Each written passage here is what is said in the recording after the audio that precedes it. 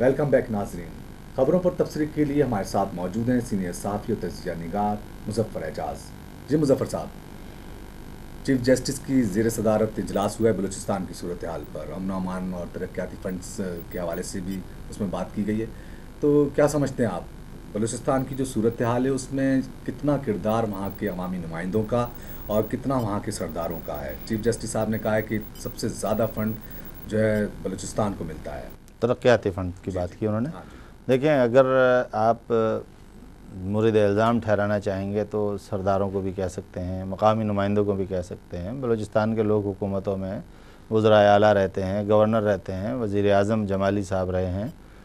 लेकिन मसला ये है कि वफाक की एक तो बुनियादी तौर पर ज़िम्मेदारी है कि सूबों के हवाले से फ़ंड्स की तकसीम मुनसिफ़ाना की जाए। अगर आप वसअत, आबादी और दूसरे मानों में दूसरे अंदाज़ में तकसीम करेंगे तो हो सकता है कि बलूचिस्तान को फिर फ़ंड्स मिले ही नहीं। बलूचिस्तान में ज़रूरत बहुत ज़्यादा है, फ़ंड्स उस हिसाब से कम दिए जाते थे।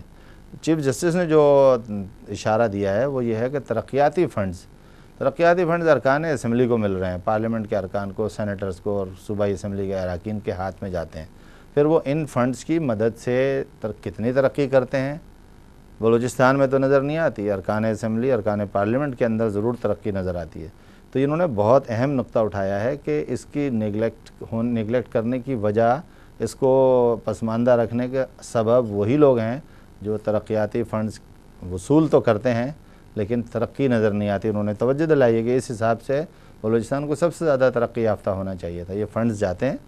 अभी जब निगरान वज़ीर आज़म से पहले राजा परवेज़ अशरफ साहब आए थे तो पहले ही महीने भर में या कुछ दिनों में उन्होंने 40 अरब रुपए के तरक्याती फ़ंड्स पूरे मुल्क के अरकान असम्बली के लिए लिए थे। यकीनन पार्लियामेंट पंजाब बलूचिस्तान के लोगों को भी मिले होंगे वो तरक्याती फ़ंड्स 50-50 लाख रुपए, करोड़ों रुपए। बलूचिस्तान हुकूक का नारा हुकूमत के कितने अरसे के बाद लगाया गया था? नारा क्या लगाया था, बल्कि एक बाकायदा इजलास करके आगाज़ हुकूक तो मैं नारा बलूचिस्तान। इसलिए कह रहा हूँ कि उस पर कोई पेशरफ नज़र नहीं आती।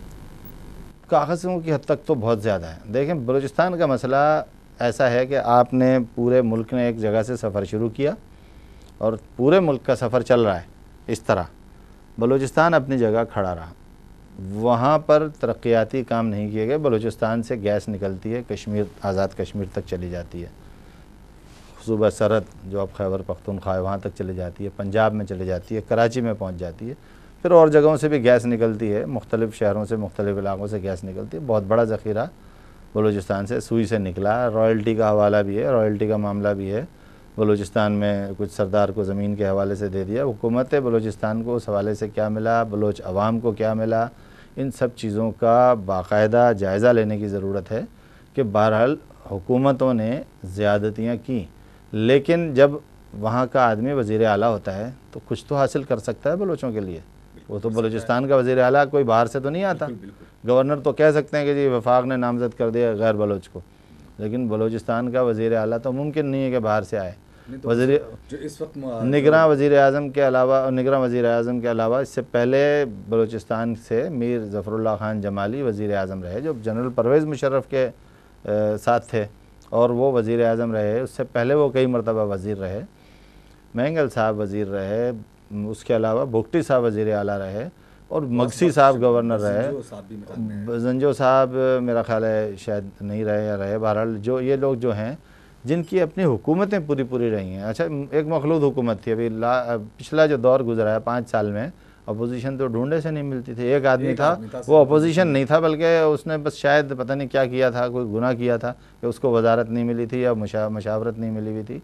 तो ये सब के सब जब हुकूमत थे तो क्या कर रहे थे, आए तो वोट लेके नीचे से ये कह कर आए थे ना कि हम आपके हुकूक की जंग लड़ रहे हैं। ये हुकूक की जंग जो है ये बहुत सेंसिटिव मामला है। एक रुकन सूबाई असम्बली को 25 करोड़ रुपए फंड मिलता है। 25 करोड़ कम नहीं होते जी, लेकिन उसके बावजूद जो है वहाँ पे सड़कों की हालत और पीने का पानी और बुनियादी जो सहूलत हैं वो बिल्कुल तो बात तो फिर वहीं जाती है ना कि दिन बदले हैं फ़कत वज़ीरों के।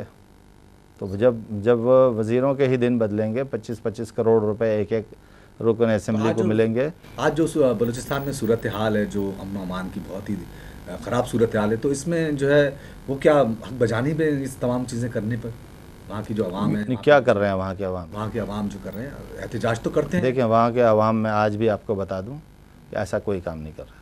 अच्छा, वहाँ पर कुछ क़ुव्वतें हैं, कुछ फोर्सेस हैं जो इस तरह की सिचुएशन क्रिएट कर रही हैं, जो ये ज़ाहिर करना चाहते हैं कि बलूचिस्तान में बेचैनी है, लोग उसमें निकलना चाहते हैं। कहीं पर कौमी तराना पढ़ने को मना कर दिया गया है, कहीं कुछ कर दिया गया, ऐसा हुआ है, कुछ लोगों ने मना किया है।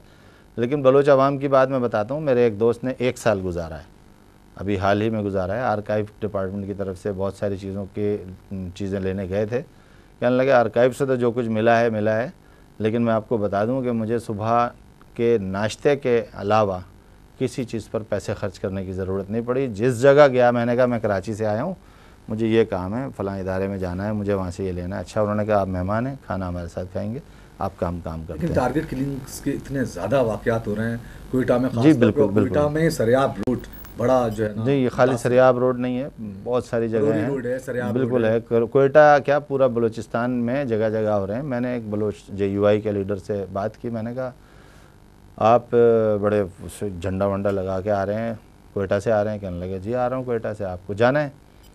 मैंने कहा जाना तो ज़रूर है, लेकिन वहाँ तो मार देते हैं बंदा। कहने लगे भाईजान, आपके शहर कराची में 18 बंदे एक दिन में मार दिए जाते हैं, तो आप हमसे कह रहे हैं कि कोयटा में क्यों मर रहे हैं? भाई वहाँ पे भी मर रहे हैं, वहाँ पे भी कुछ असबाब हैं, इससे क्या ताल्लुक़ है? मैं कोयटा से आज कराची आया हूँ, रात के 11 बज रहे हैं, सुबह फजर की नमाज़ पढ़ के मुझे फिर कोयटा जाना है। क्या मतलब हुआ इसका कि हम तो, मैंने कहा आप तो कोयटे वाले हैं, इसलिए आपको कोई कुछ नहीं कहेगा। मैंने कहने लगा कि आप मुझे यहाँ पर यरगमाल बना लें, मेरी गाड़ी को छोड़ें, अपनी गाड़ी ले जाएँ, ज़मानत के तौर पे मुझे रख लें, अगर आपको कुछ होता है तो यहाँ लिखवा दें कि मुझे मार दिया जाए, मैं मरने को तैयार हूँ, मैं ज़मानत देता हूँ आपको।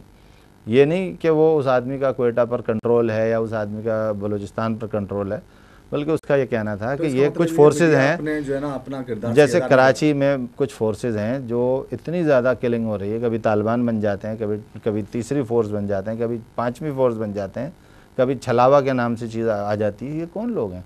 कुछ फोर्सेज हैं जो यहाँ पर बदअमनी के लिए, और वो किसी को इस्तेमाल भी कर लिया जाता है, किसी पॉलिटिकल पार्टी का अस्करी विंग को इस्तेमाल कर लिया जाता है। तो ये सब चीज़ें तो अपनी जगह हैं। बात बलूचिस्तान की हो रही थी कि मैं समझता हूँ हुकूक़ की जो ज़बान है या हुकूक़ की जंग जो है, ये बहुत सेंसिटिव जंग है। नाम हुकूक़ का लिया जाता है। पूरे पाकिस्तान की तारीख़ देख लीजिए, ईस्ट पाकिस्तान में बंगालियों के हुकूक़ की बात की गई थी, और जिन लोगों ने बंगालियों के हुकूक़ की बात की उन्होंने बांग्लादेश बना लिया। लेकिन 1971 के बाद जितने बंगाली बैरून मुल्क गए हैं और जितनी बंगाली औरतें अपने आप को बेचने पर मजबूर हुई हैं, उससे पहले तो नहीं था ऐसा। इससे ज़्यादा कारोबार कभी नहीं हुआ जितना 1971 के बाद हुआ। बंगाली किस तरह अपने आप को यरगमाल बना के 20 लाख क्या कर रहे हैं पाकिस्तान में, पहले तो इतने नहीं थे। तो कराची में अभी भी बहुत हैं, लाखों की तादाद में। उनकी मईशत बहुत अच्छी, कराची में भी, इस बलूचिस्तान में जी नहीं, आप उसको ना नापें, उनकी मईशत के रुपए से ना नापें, इसलिए कि उनका स्पैन और हमारे स्पैन में फ़र्क है, उससे मवाजना करेंगे तो बिल्कुल मुख्तलिफ चीज़ होगी। बात ये हो रही है कि उनको हुकूक़ कितने मिले, क्या वो बहुत ज़्यादा बाइज़्ज़त शहरी बन के उनको हुकूमतें जो हैं, उनको हुक्मरान उनको कुछ नहीं करते। मसला ये है, वहाँ का मामला हो गया, उन्होंने तो हुकूमत भी बना ली, लेकिन बंगालियों को उस तरह वक़ार नहीं मिला। इसी तरह कराची के अंदर सिंध में GA सिंध वालों ने बहुत सियासत कर ली, कराची में MQM ने महाजर के नाम पर सियासत कर ली। कौन सी महरूम तबके को उनके हुकूक़ मिल गए? किसी को नहीं मिले। बलूचिस्तान में भी यही सूरत हाल है। कराची में हुक्मरान रहे जो महाजर के हुकूक़ का दावा करते रहे, उन्होंने हुक्मरान रहते हुए 1-2 साल नहीं जनाब 23, 24, 25 साल हो गए। बल्दियात की उनके हाथ में रही, तो सिटी गवर्नमेंट उनके हाथ में रहे, तो वजारतें उनके हाथ में, वज़ीर दाखिला उनके हाथ में, और आखिरी दिनों में वो अब अलग बहस है, वो सियासतदान जाने। लेकिन ये तो सबके सामने के हुकूक़, महाजर को हुकूक़ नहीं मिले, सिंधी को हुकूक़ नहीं मिले, बलोच को हुकूक़ नहीं मिले।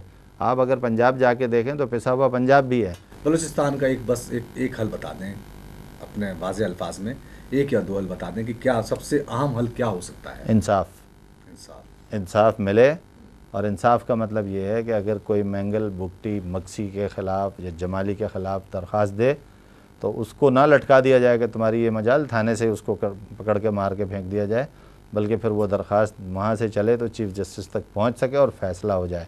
ये काम होने लग जाएंगे एक चीज़, फिर इंसाफ खुद ब खुद दूसरे चीज़ों पे भी मिल जाएगा। जिसको 25 करोड़ रुपए मिले उसको पकड़ के पूछें कि 25 करोड़ गए कहाँ।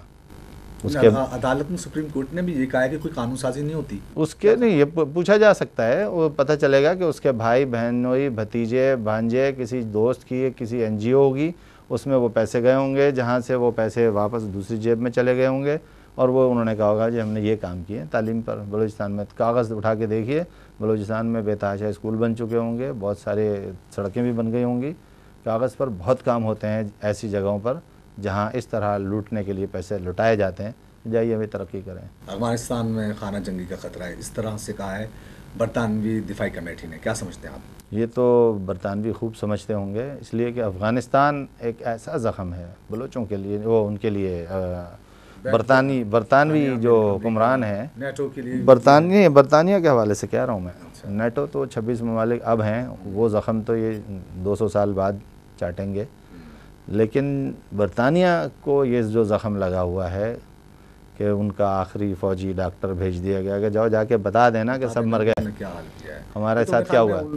1800 की कुछ की बात है। तो ये जो 200 साल पुरानी बात है, 300 साल पुरानी बात है, वो बातें इनको अच्छी तरह याद हैं।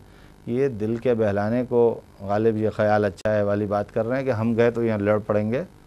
इस वक्त तो सूरत हाल वो अपनी बताएं कि हमारा क्या हाल है बलूचिस्तान, उसने अफ़गानिस्तान में। वैसे क्या उनका ये जो ख्याल है कहाँ तक सही है कि ऐसा हो देखिए, सकता है? हो सकता है। अफ़गानिस्तान से जब रूस निकल के गया था तो कुछ दिनों के लिए खाना जंगी हुई थी, लेकिन फिर मामला तय हो गए, लोग निकल गए, उन्होंने कुछ चीज़ों को तस्लीम कर लिया। अच्छा, क्या इनखला के बाद क्या देखते हैं, कौन सी कुव्वत सामने आएगी? और इस दफ़ा ऐसा नहीं होगा। असल मसला ये है कि ये जो फोर्सेस जा रही हैं, इनखला के बाद पाकिस्तान का रोल ख़त्म करके भारत का रोल वहाँ डालना चाहती हैं। आप समझते हैं कि ये इतना आसान होगा? नहीं, आसान नहीं है, नामुमकिन होगा। ये एक मसनूई चीज़ है जिसके नतीजे में खाना जंगी इसको कहेंगे वो, कि वहाँ लड़ाइयाँ होंगी, वहाँ फसादात होंगे, हंगामे होंगे। भारत को बहुत ज़्यादा ताकत और फोर्स फराहम की गई है, उसको रास्ते दिए गए हैं। अच्छा, भारत तो एक मतलब एक पूरी सरहद आती है, पाकिस्तान आता है, तो उसके बाद अफगानिस्तान आता है, तो भारत का क्या वहाँ पे क्या दिलचस्पी है भारत की? भारत की दिलचस्पी नहीं है, भारत तो एक पिट्ठू का किरदार अदा कर रहा है। उसको वहाँ भारत को दिलचस्पी बहरहाल क्यों नहीं होगी कि पाकिस्तान को मफादात ना मिलें, पाकिस्तान मुस्तहकम ना हो। सबसे बड़ी दिलचस्पी तो उनकी है कि अगर पाकिस्तान उस फ्रंट से मुतमईन हो जाए। आपको याद है जब अफ़गानिस्तान से रूसी ऐसा तो नहीं कि कहीं कि वो जो जंगजू हैं या जो तालिबान कहलाते हैं उनसे खौफजदा हों? देखें, अफ़गानिस्तान से जब रूसी निकल के गए थे तो एक बहुत मशहूर जुमला था कि रूस ने बाजी हारी है, अब हिंद की बारी है। ये तो जिहाद के नुक्ते नज़र से था, लेकिन पाकिस्तानी फ़ौज इस महाज से फारिग हो गई है, अब आप मशरक़ी महाज पर खड़े हो सकते हैं।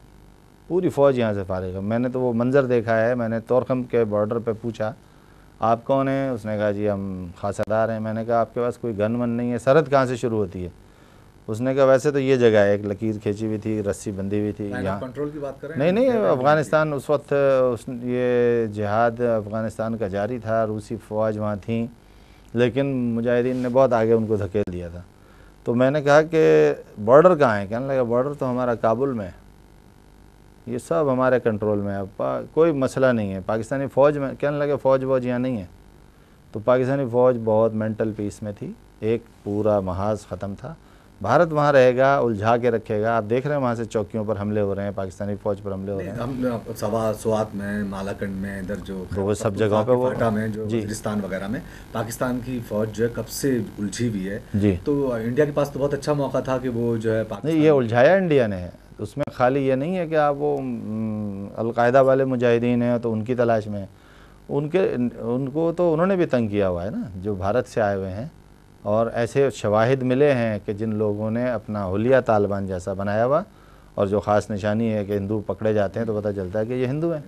तो इन चीज़ों से पता चला कि ये तो हिंदू अभी वहाँ पर तालिबान बने हुए हैं, इसका मतलब है और भी कुछ हो रहा है। आप क्या देखते हैं अफ़गानिस्तान में इनक़िला के बाद कौन सी कुव्वत जो है वो अफ़गानिस्तान में अपना? देखिए, अफ़गानिस्तान में अफ़गान ही आएंगे। नहीं, अफ़गान तो आएंगे जी, बहुत सारे ग्रुप्स हैं वहाँ पे। लेकिन तालिबान नाम नहीं होगा। हिकमत यार भी अपना यकीनन रोल प्ले करेंगे, मुल्ला उमर भी रोल प्ले करेंगे।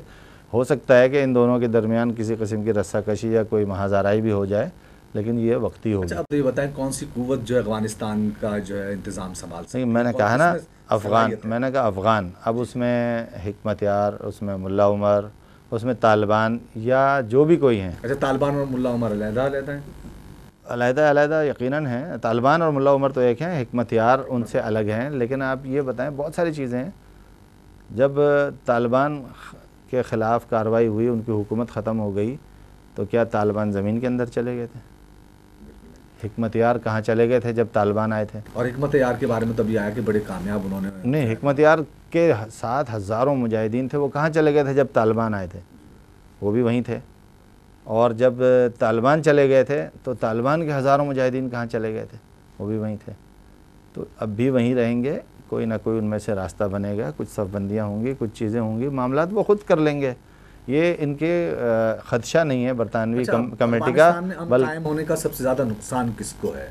देखिए, मैं पहली बात तो ये बता दूं कि अमेरिका को है। अब बरतानिया ने ख़दशे का इजहार नहीं किया, ख्वाहिश का इजहार किया कि अफ़गानिस्तान में खाना जंगी होगी। अफ़गानिस्तान में अमन का सबसे ज़्यादा नुकसान भारत को है, अमेरिका को है। वहाँ पर अमन होगा, पाकिस्तान में अमन होगा। पाकिस्तान में अमन होगा तो पूरे ख़ित्ते में अमन होगा, अफ़गानिस्तान, पाकिस्तान, ईरान।